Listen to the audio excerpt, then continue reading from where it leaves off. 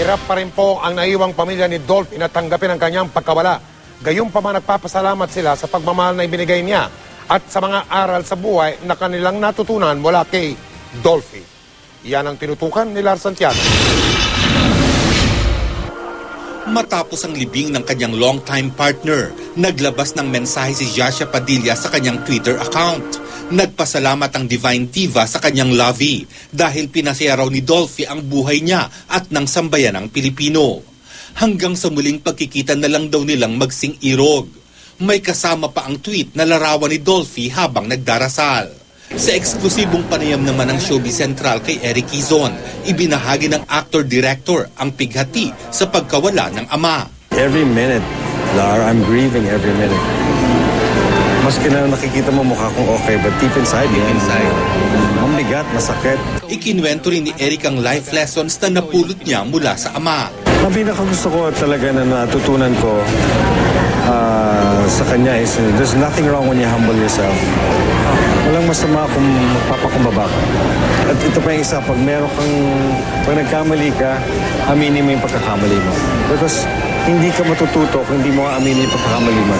Mahigpit na bini ni Dolphy sa magkakapatid na laging magmahalan. Gusto niya na parang magkaisa kami, kami mag-aaway-away. Kumbaga hindi kami maging kumbaga parang hindi kami matumba.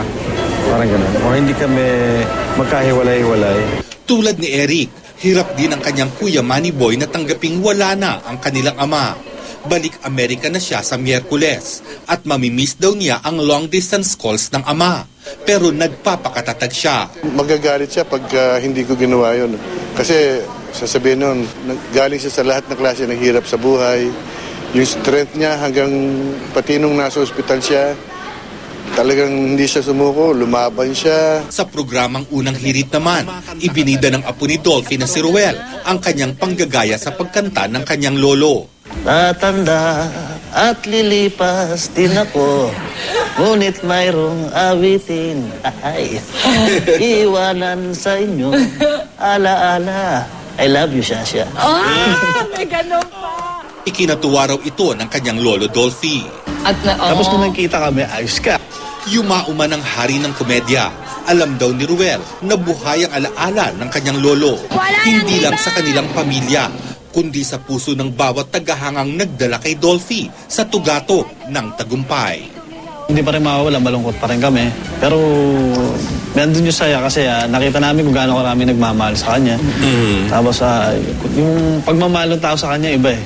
Lars Santiago, Nakatutok, 24 Oras.